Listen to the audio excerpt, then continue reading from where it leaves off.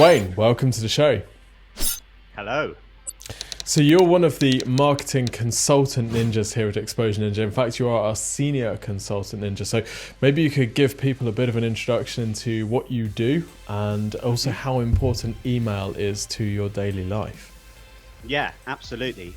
So on a day-to-day basis, I would say my role is all about providing as much insight as possible to those leads, those businesses that approach us about how they can improve their marketing, what they could be doing better, whilst also kind of funneling those people through our amazingly powerful conversion process and hopefully seeing a percentage of those ending up working with us. And email is a tremendously powerful part of that. We've kind of refined our sales processes a lot, haven't we, over the last year or so? And email has become a really, really powerful part, along with some other bits, which we'll mention here as well. Of course. So the reason that we're on the podcast today is to talk about email and really how to write a good email, how to write an effective email. And it's well known within Exposure Ninja that you are one of the true masters of writing a good email. In fact, your emails make up a significant portion of our internal how to write an email training. So before we dig into exactly what makes a good email, perhaps we could talk about why email, despite really being a fairly old technology, is so prevalent today and why it's such an important part of a digital marketing and really a sales process. Yeah, absolutely. I think the key thing that a lot of people forget with email is even though it is outdated in inverted commas, because we've got all of these other strategies from chatbots through to telephone marketing and all of this, it's still a really direct contact point for people. And it's a really easy way to connect with people that doesn't feel like they're making a big commitment to you. Like if you're making a phone call to someone's got to consciously make a choice of whether they answer that phone call. With an email, the chances are, so long as your email's been structured well, so long as your subject line is where it needs to be, they're going to open the email. If it gets to their inbox, they're going to open it. And that's kind of half of the battle, because once they've opened it, you can then be funneling them through to kind of the next step where you want them to be going in your own process, if they're a lead or someone you want to be working with. And I guess it's worth saying at this point, there's really two different types of email, isn't there? There's the personal emails that you'd send out one-on-one, which we'll be talking about, and also the automated emails, which go out as part of a kind of automated email marketing funnel, right? And we use both types here. Yeah, absolutely. And the interesting thing is, certainly with a lot of businesses that we deal with, a lot of leads that we deal with, people tend to be terrified, more so I think, of the automated email side of things.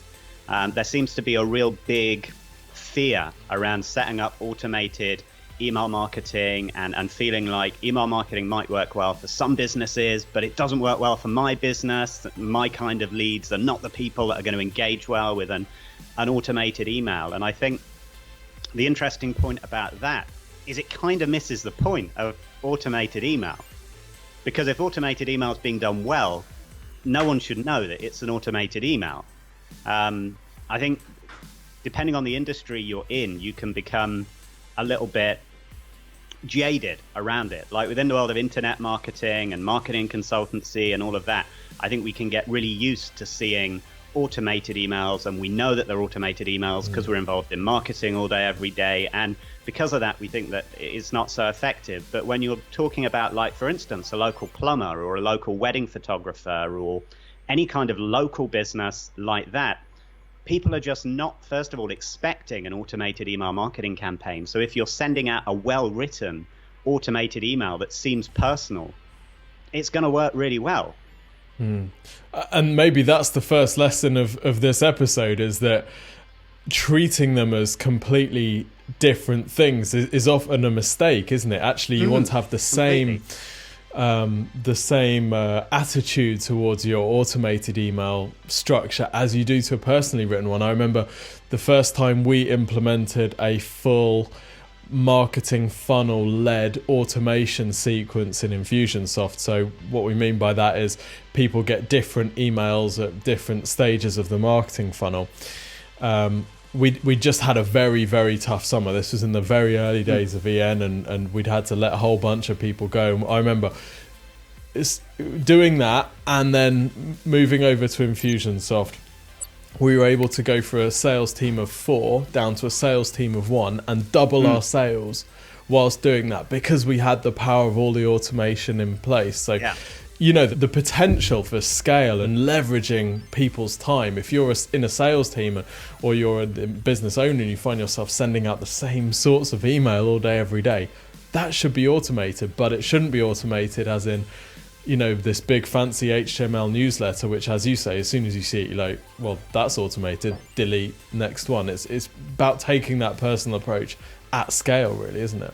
No, absolutely. Like I think it's really interesting that a lot of small businesses, medium-sized businesses, when they're getting started, often think that the thing to do is come across as a big organization and to send automated emails that come from customer support team or client management team and all of this stuff, when there might only be like 2 people in the business or whatever.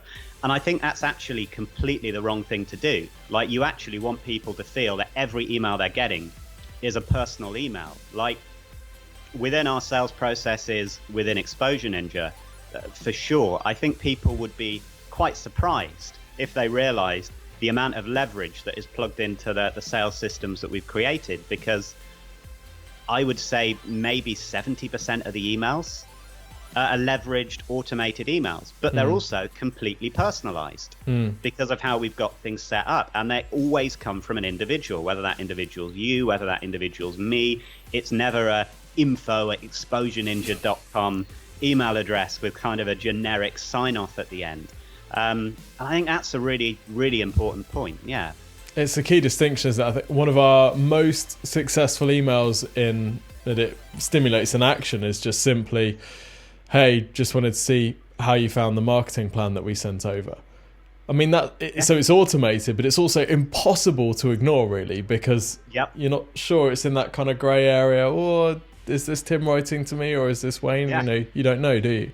No idea. And also the subject lines and how you use the subject lines. Like, something I find really powerful within subject lines is just using really casual conversational subject lines, but also subject lines that are going to build intrigue. So when it's things like our marketing proposals that we've sent out, we obviously know behind the scenes, because of our clever setups and what we've got going on, whether people have accessed marketing plans, whether people have accessed proposals. But if they've not engaged, we still want to be working on the presumption that they haven't, so they believe that they need to engage with us in order to actually progress things forward. And just sending an email that has a subject line like, did you receive this? ?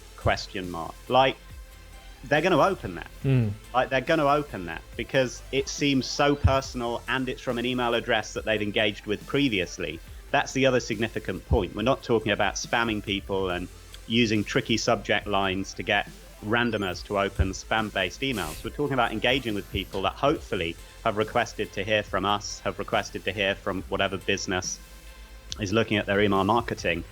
So yeah, treating it as a conversational approach, I think, makes a really big difference. It's about coming across as informal, conversational, and kind of matching who you are as an individual, and also matching what the brand is like. And that's something I think that, we should cover later on as a really powerful, important lesson around digital marketing and email marketing.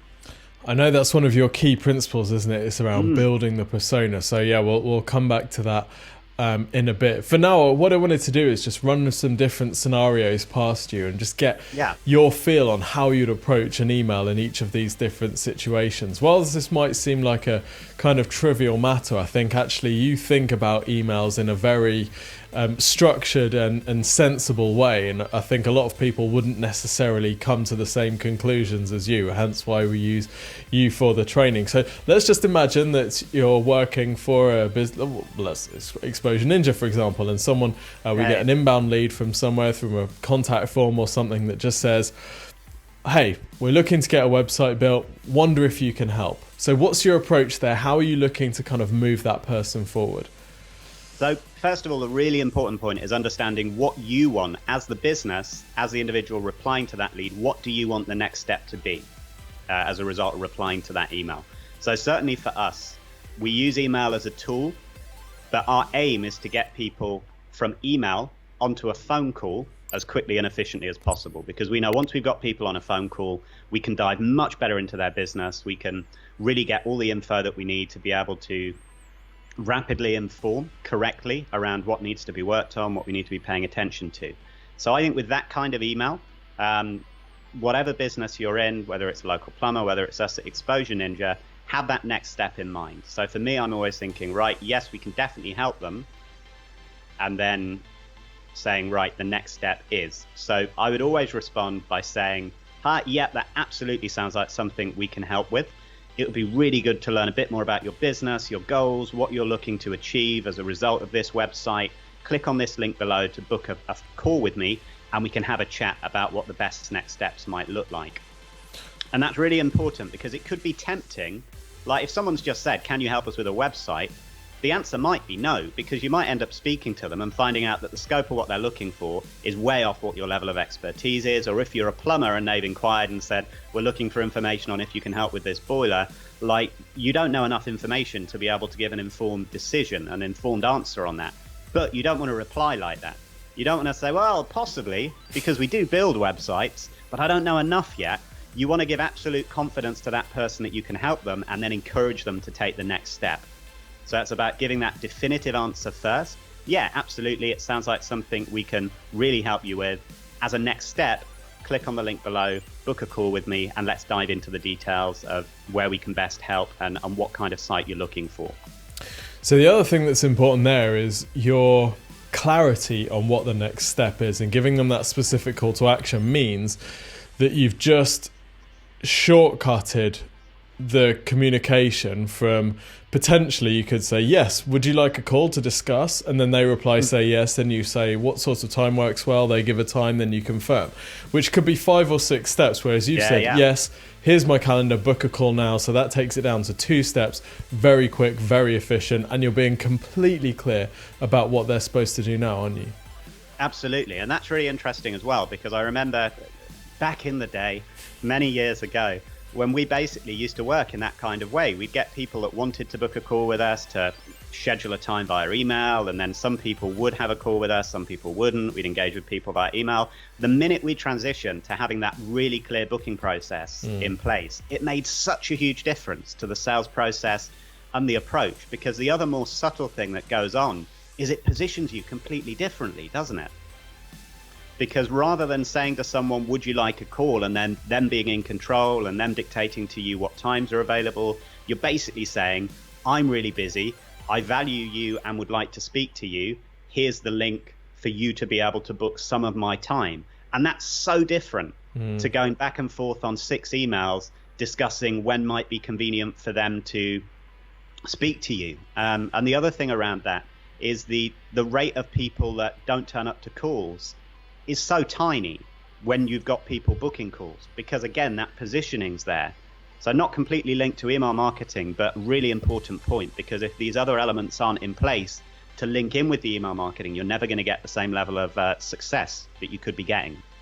And also the call booking software sends out automated emails reminding them they're an appointment anyway. So okay, so fantastic response there. Let's say that you've had a call with someone during the sales process, things went well, they are now sending you something over, a proposal or a brief or something like that.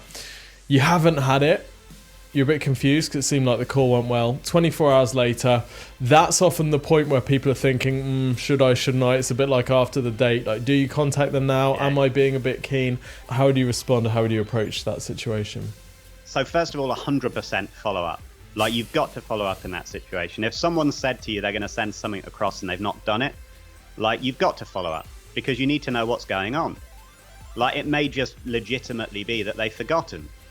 And if you don't follow up, you don't know. So there's no point in just thinking, I don't really want to follow up them. They may have decided they're not interested. They may have decided that they didn't like me after all, and now they don't want to hear from me. Like, that's no good. So you've absolutely got to follow up, but you've got to be conversational with it.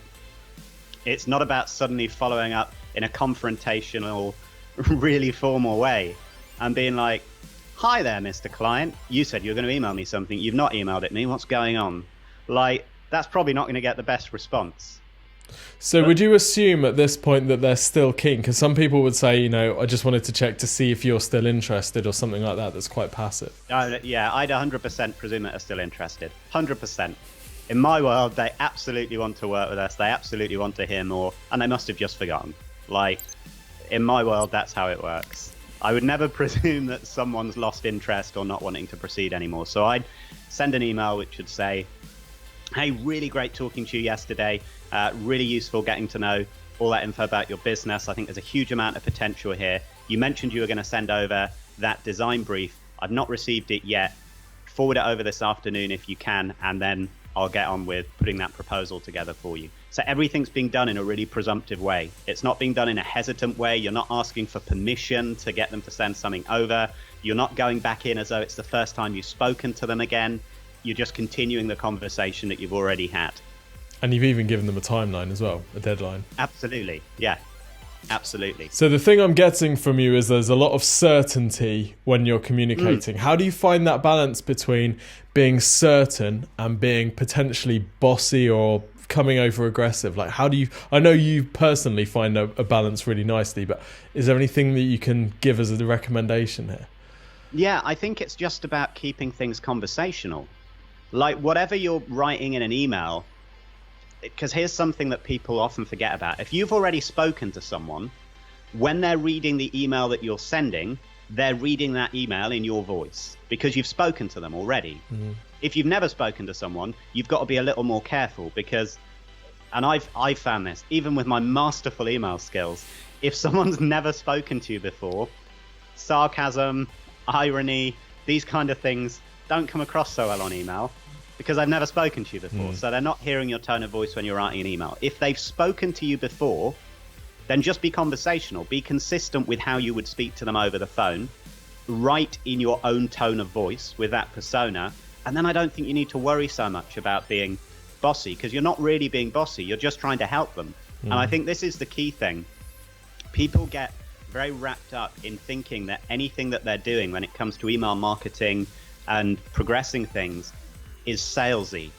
And then they get scared of it because they think, well, I don't want to come across as overly salesy.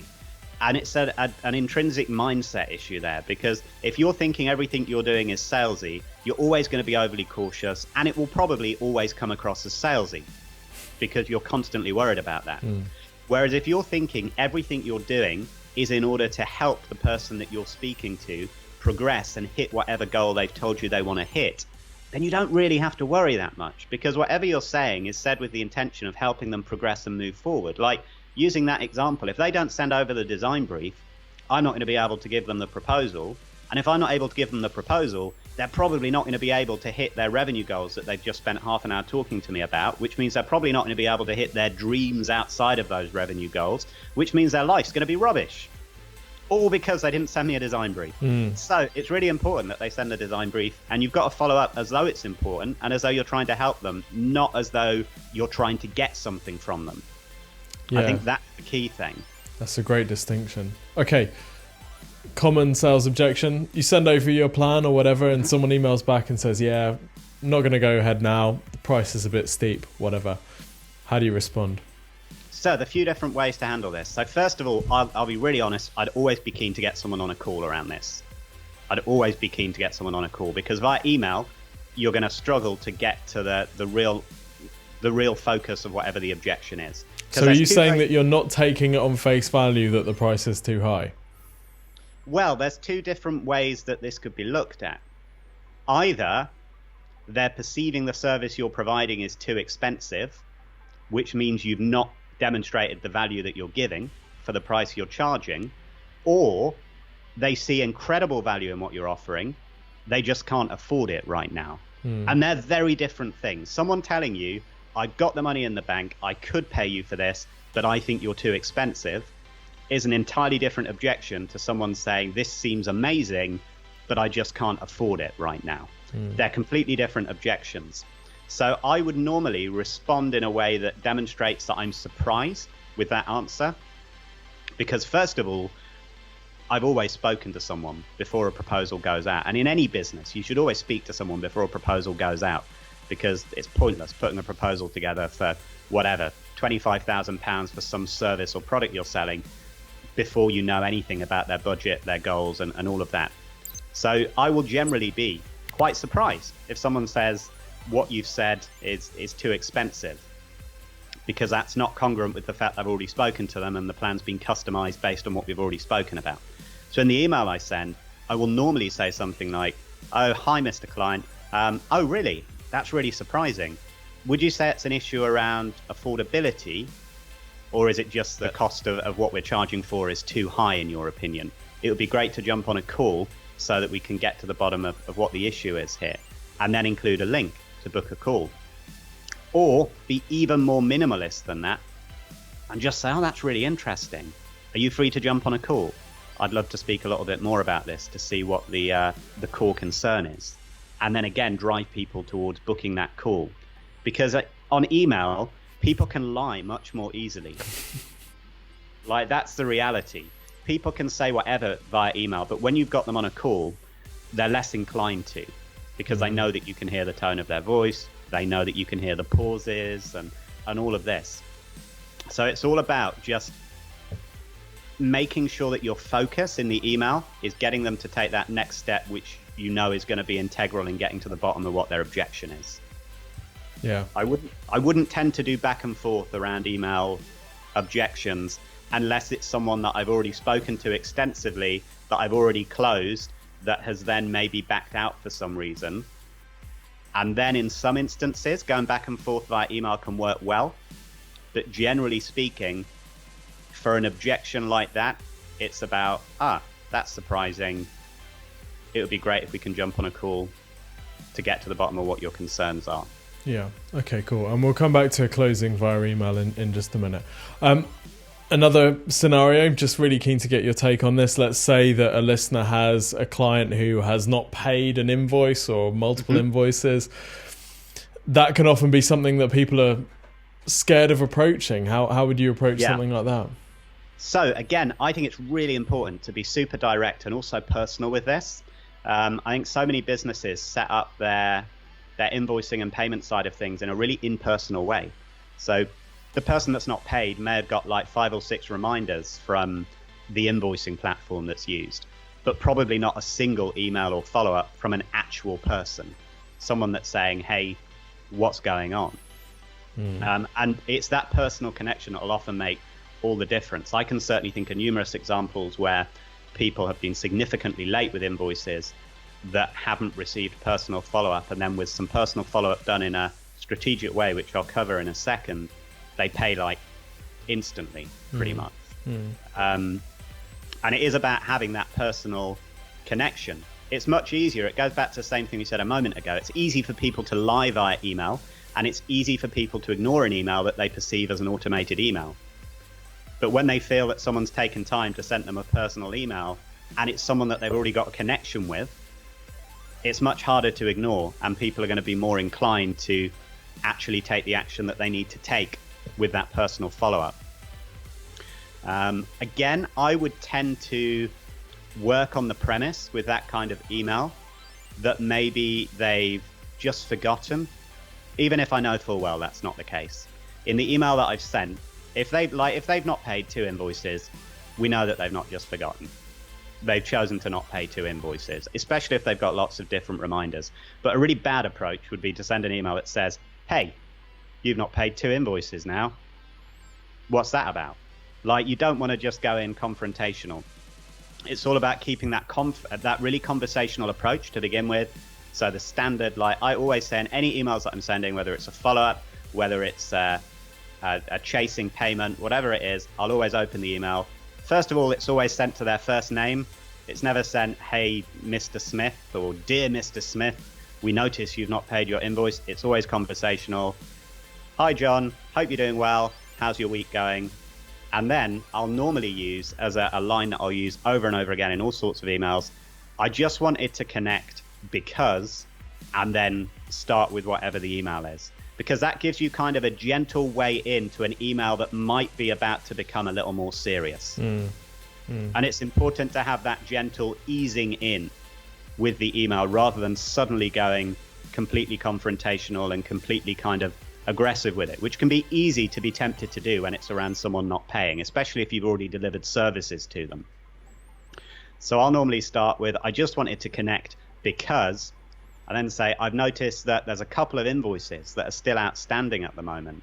As you'll appreciate, this can cause us real problems. As a small business, when we've already allocated resource and already delivered services, it's really important that we keep on top of invoices and payments. And we also don't want to delay progress on the work that you're engaging us to do. Drop me an email and let me know if you've got any questions or issues with paying the invoice. If not, we really need these invoices to be settled by, and then give a deadline. That's normally a pretty short deadline if they're significantly late. So you're being, again, the common thread here is extremely clear, but not in a brash, offensive way. You've got this really nice balance of firm, but also fair. Yeah. And then you've also given a bit of context as to why it's important there as well. Because we're a small business, we've got resources allocated, and etc. You're appealing to their empathy as well, really. Absolutely. And sometimes it's not unusual when it's around payment to end up getting into a bit of a back and forth sometimes, because it's not always the case that people will immediately pay once you've done that personalized follow-up. And once you start digging, there might be a particular reason that's personal to them or their business that they're not paying, or there might be something they're unhappy with, and that's the reason they're not paying, and they've just not been honest and upfront about this. And it's really important to, play to their better nature, essentially. Like something else that I'll say in that kind of email is, I know that you're a reasonable person and you can see why this would be an issue to us. Because just from saying that, you're kind of disallowing them being unreasonable. Because if you've said like, I know that you're a reasonable person, that puts them in a bind then, because they can't send a really aggressive, awful email to you then, because you've just said that you think they're a reasonable person. And they don't want to break that image you've got of them. So it's all about managing what their behavior is likely to be in relation to this as well. Yeah, that's really interesting. The power of consistency, as Cialdini would say. Yeah, for sure. And being direct, like you can't be afraid to follow up things like this, because ultimately, like if someone's not paid you for a service that you've delivered, they're in the wrong. And you can't be afraid to let them know that. But you'd never actually, what I'm hearing in your communication is you never actually kind of directly call people out and say they're wrong. You know, you said yourself that you're working from the assumption that they've forgotten, or you're kind of giving them the benefit of the doubt. You're not turning them into an enemy. No, absolutely not turning them into an enemy, but still making sure that you're referring, for instance, back to payment terms that have been agreed to, back to terms of service that have been agreed to. So they're not a big, nasty, evil person, but it's still perfectly appropriate to say, as you'll remember, our terms of service state that. And something else that can be a really useful tool, because it makes it seem like you're being extra nice. If your terms of service stipulate that after a certain period, a late fee, an administration fee is added to an invoice and a bill, and they might have already got automated emails relating to that if their invoice is really late, letting them know in the email, look, we understand that sometimes things get forgotten about. So long as your invoice is cleared by this deadline, and then give them the deadline, we'll waiver the late administration fee. Like all of these things that make it seem like you're being the good guys. That's the point. Like you've always got to seem like the good person in the relationship, so that ultimately they feel bad about not paying. So we've spoken a bit about using email at various stages of the sales process, whether it's answering objections or whatever. When it comes right to the end of the sales process and it's time to close, there's a bit of a perception that, if anything, that's the time when you want to be kind of in person as much as you can, and on the phone or on Skype, or actually meeting face to face. What about email? Can we use email to close? Yeah, 100%. I think you absolutely can. It also varies on the individual prospect that you're dealing with. Some people that you'll be dealing with through the sales process, you'll learn very quickly that their preferred method of communication is telephone. And in those instances, it absolutely makes sense to leverage that and make sure that you're dealing with them via telephone, because why wouldn't you deal with them in the way that they prefer? But there'll be other people who are much more inclined to respond via email, And you'll know this just from the fact, are these people, because again, we've got this call booking process in place, which we recommend to any kind of service-based business to have this call booking process in place. And you can see pretty clearly when you've sent a proposal, when you've sent a plan, if someone emails back their lists of questions rather than booking a call to discuss things, you kind of know then this is someone that prefers to deal via email. And that would be someone that you'd think, well, it can probably be closed via email then. And again, it's just about not making it like a big issue. Like in your sales process, you're going to have a next step from the point of them receiving a proposal. There's going to be a next step. Like for us, it's an order confirmation. So they've gone through the proposal, they've gone through the plan, they've had their questions answered. And if they're then wanting to become a client, the next step is for them to sign the order form and confirm that they're going ahead with us. And it's about making sure that, again, your emails that are responding to their questions are just consistently pointing to that next step. Because the close isn't some big, scary conversational thing that needs to happen. Like the close has probably already happened in their head. Your job is just to walk them through the next step in the process. Like the whole point of a proposal or a plan or whatever it is you're doing in your business in order to convert people, the whole point of that is to make the close process happen in that person's head. So they think, yes, absolutely, the best next step is for us to work with this company and to get them to deliver this service we're looking for. All you need to do to then actually close it is get them to take the next step. So I think it's a simple process, really. It's just about saying, oh, so that's all of your questions answered. We're really keen to make sure that you're getting started with us in time for Most businesses have waiting lists, have availability. Scarcity is always something that's really useful to keep mentioning in emails.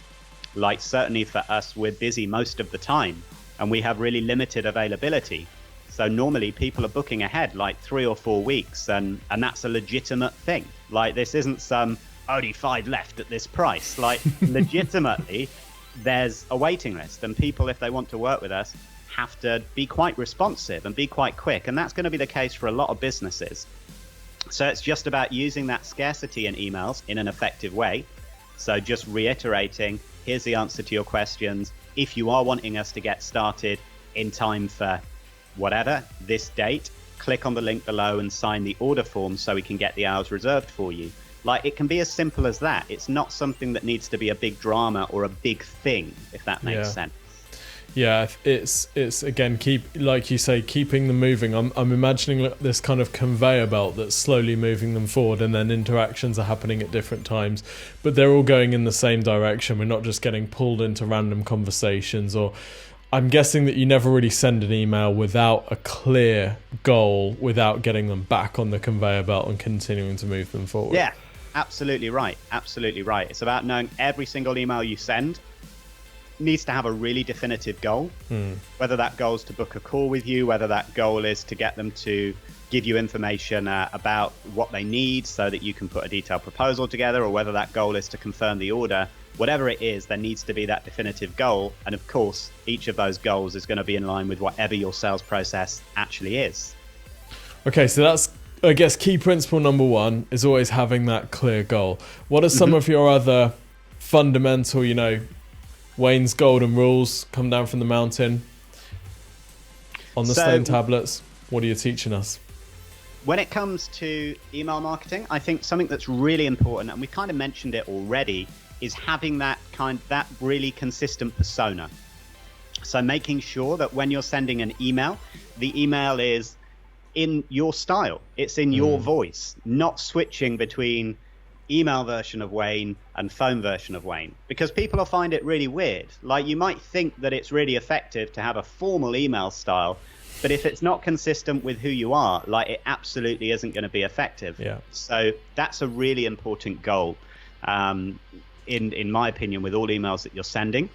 So I guess you can kind of read through the email that you're about to send in your voice once you've composed it to check, wait, is this actually something that I would genuinely say? I think that's a good tip for automated email marketing as well. Before you put something in your funnel, just read it out. Does this sound like you? If not, freaking make it sound like you. There's no need to be this Mr. Professional. Yeah, no, you're absolutely right. And I think also another point that kind of fits into that is never be apologetic for the email that you're sending. Like, never send an email that says, "I'm sorry to bother you, but," or "I know you're busy, but." Like, you want to really position yourself. If you're trying to get a client or a new customer on board, you need to position yourself as the authority in the situation. And the people that are receiving your email, it sounds bizarre because it sounds like arrogance, and it's not arrogance. It's just about positioning yourself in the right way. It goes back to what you said about certainty.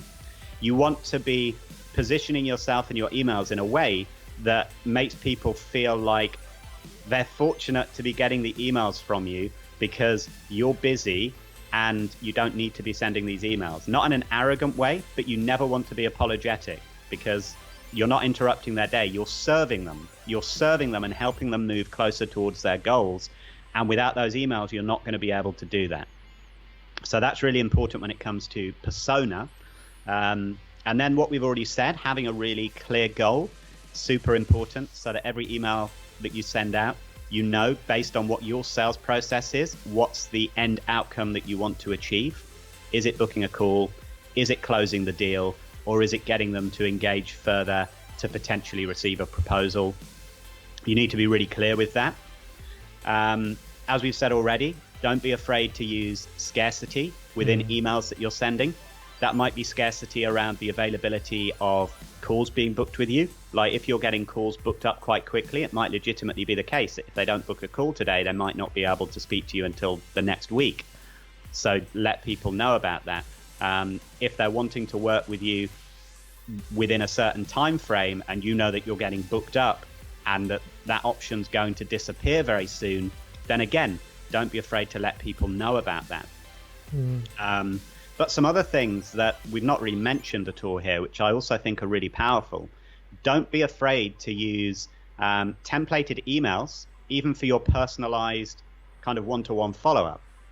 Because if you've got a certain sales process in place and you're dealing with a certain type of prospect all the time, there are going to be a certain amount of questions, there's going to be a certain amount of responses, which you'll get over and over again. So even though you're sending a personalized one-on-one reply to an email that's been sent to you, it can still be template based and then edited and updated for that person, because you're going to learn over time, or you should do if you're paying attention to your emails, which email responses work really effectively for you and which email responses allow people to progress through your sales process in the most efficient way. So it just makes sense to set those emails up as templates. I mean, I use a platform called Spark, which is available on Mac OS and available on iPhone. And that's really good because you can set up predefined email templates that can even have images embedded in them.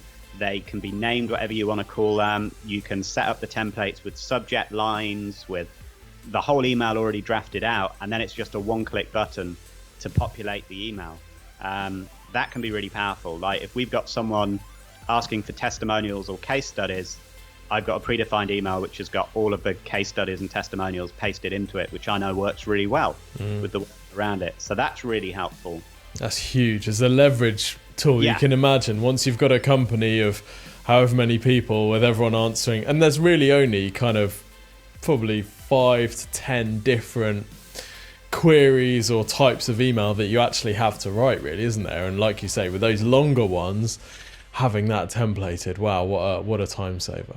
Oh yeah, hugely. And something else that I find really powerful is email tracking whether people have opened your emails. Like, this is a proper ninja, slightly underhand but really powerful way of monitoring what's going on. Like, if you've got a prospect that you've sent 3 or 4 follow-ups to in relation to a proposal or a plan, and you're not tracking whether the email's been opened, you've got no idea whether the reason you've not heard back is because they're not getting your emails or they're choosing to ignore you. They're opening each of your emails and choosing to ignore you.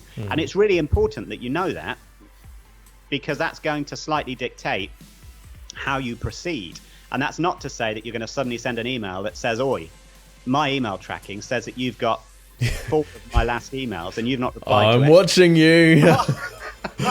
Like, that wouldn't be an effective way to proceed. But having that knowledge yourself can be really insightful, because then it can allow you to adjust slightly what you're saying in your emails. Like, quite often people are scared to get no as an answer. Like, if you're trying to close someone, like as a salesperson, there can be a real fear about that person saying, no, I'm not interested in working with you.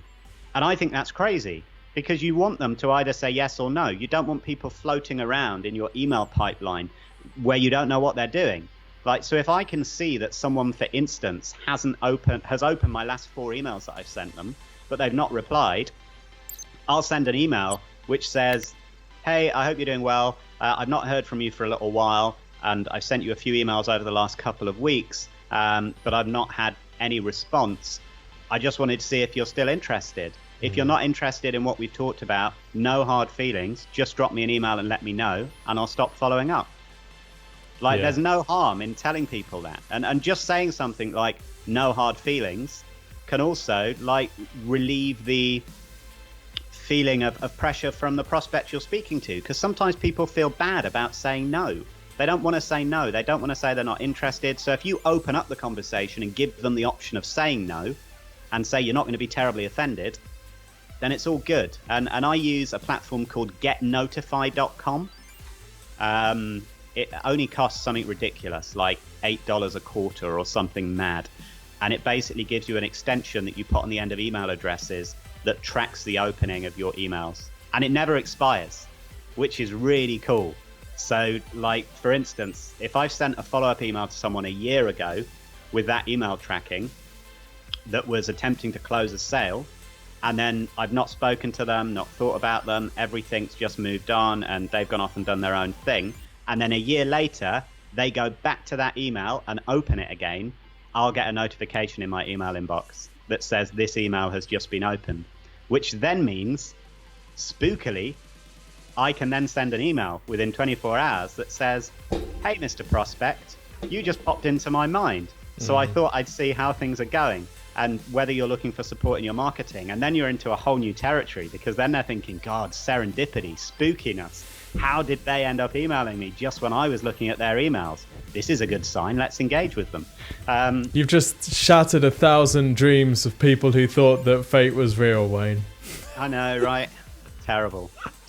They call me the dream break.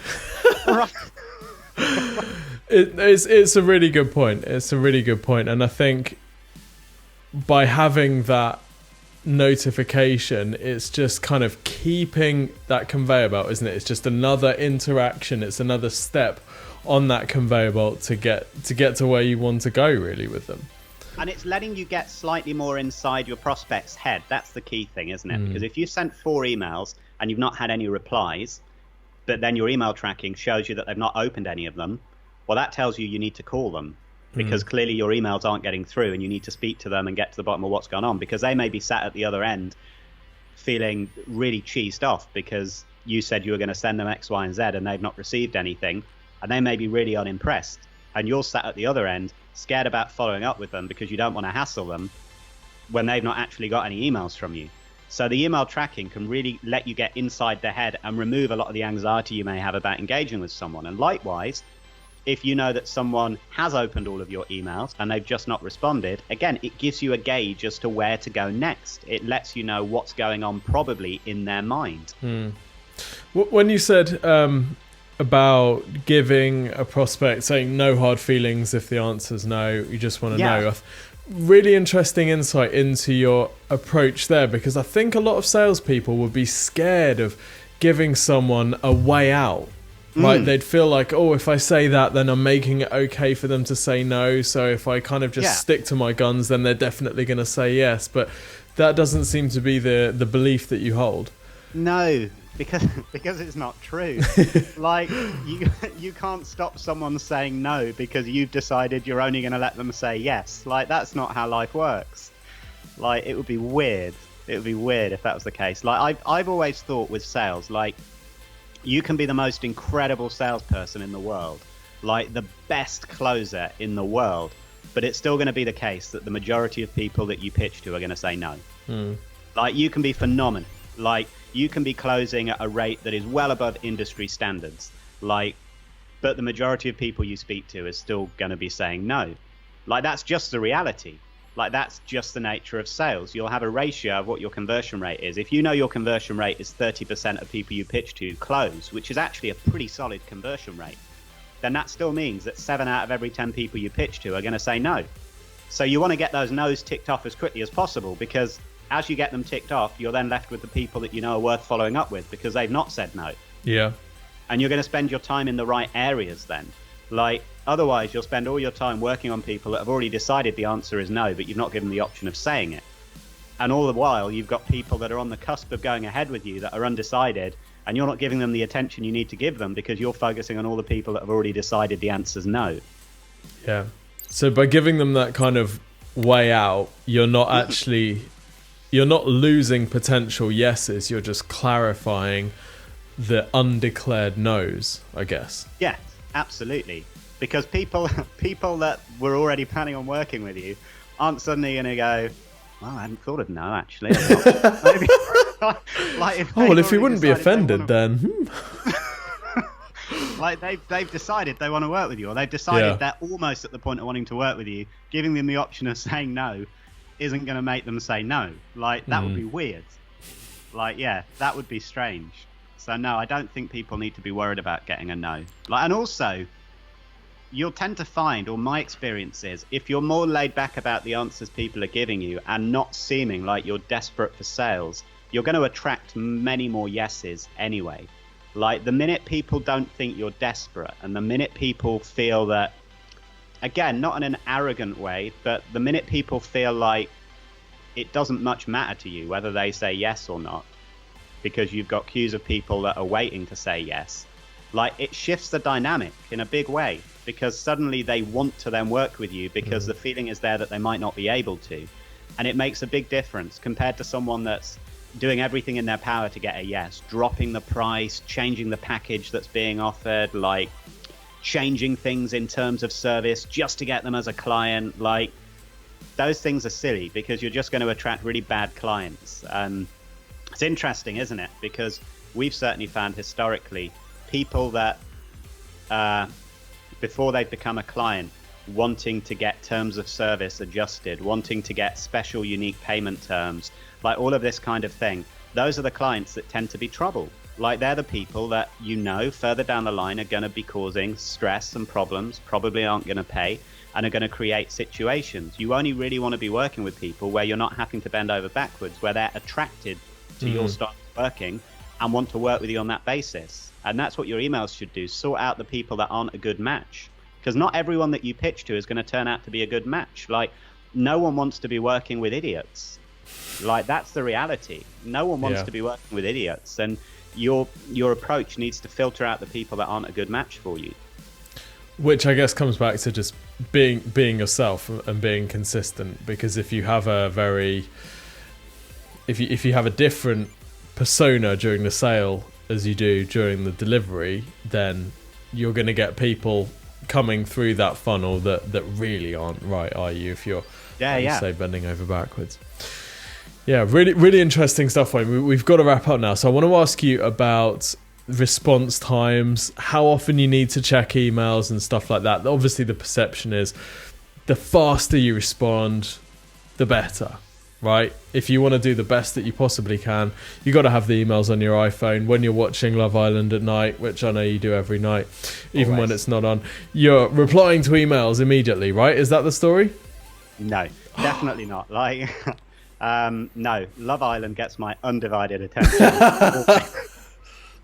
My attitude with timescales is, if you're too quick to respond to emails, you're going to be really setting an expectation that you can't meet all the time. Like, you don't want to get into the habit of people expecting that when they send you an email, you're going to respond in a matter of minutes, because then every time they send an email, you're going to send a reply within a matter of minutes. And if you then take an hour to reply to an email, heaven forbid, you might have had like 15 follow-up emails saying, are you going to reply to this? But I've not had a reply from you yet.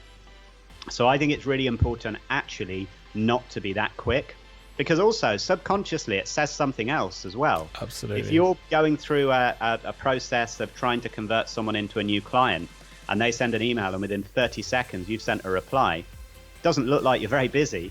Like, what are you doing? Just sat in front of your computer with your inbox open, waiting for emails to come in. Like, it doesn't look good. Like, my time frame for emails generally, if an email's sent to me before midday, then I'll aim to reply same day. If an email's sent like mid-afternoon beyond, then as long as I'm replying by the next morning, like, that's perfectly acceptable to me. Like, there are some emails that might be really urgent, and of course those need an urgent reply, but as standard rules, like, you don't need to be rushing and making email response your number one priority. It's just not a good way of being. We actually noticed this on the delivery side as well. I can think of one particular client who we made the mistake of responding to their emails over a weekend, and one of the ninjas actually jumped on a call with them over the weekend, and from there on the expectation was set, right, Ian works over the weekend. And then in one particular situation where they'd sent us something on Saturday, hadn't had a response by Monday morning, I'm now getting emails saying this person's not responding to me. I'm like, wait, hold on, they're having a weekend with their family, chill. No, I think it's really important to manage expectations. And one of the easiest ways of doing that is making sure your response times are not unrealistic. Because it goes back to what you said before as well. You're setting up an expectation in the front end sales process that may not then be met when they become a client, and that's also a really bad thing. You don't want people to think that you're there constantly 24 hours a day to respond to their emails within a matter of hours. And I won't be afraid to call people out on this as well. That's a really important point. If someone sent me an email at midday and then sent me another email at like 4 o'clock saying I've not had a reply, and it's just a standard email with some questions about something, I'll say in my reply, I'll always respond as quickly as I can to emails. You'll always get a reply within a maximum of 24 hours, normally much sooner than that, but it's very unlikely that you're going to get a reply within like a matter of minutes.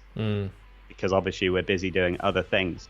Because you need to get that expectation managed, I think. You don't want people, thinking that you're just there to reply to emails instantaneously. I suppose part of the reason that, I'm the same as you. I tend to check emails once per day, and it's as late on in the day as possible, usually last thing. But because you're being really clear with people and always giving them a next step in the email, whether it's like a call booking link or whatever, you shorten that interaction from maybe 4 to 6 different back and forths to maybe 1 or even just 2. So actually the length of process isn't increased significantly. You're just working on your terms and you're making it a workable solution rather than just being a slave to your emails at all times. Yeah, absolutely. Because again, if people are wanting to speak to you on the phone, something that we found before we introduced the call booking link, like, so much time is sucked up with like what I call answer phone table tennis. Like, you're just ringing each other, leaving messages, like going back and forth over the course of an afternoon, which is just a waste of everyone's time. Like, just click on the link, book a time that works for you, and I'll call you. And what ends up happening after a good old round of answer phone table tennis is someone just sends an email anyway, just summarising the points they wanted to chat about. Yeah, true. Wayne, this has been awesome, buddy. Thank you so much for sharing your email tips. No, you're very welcome. Have a good one. You too. Bye. Cool.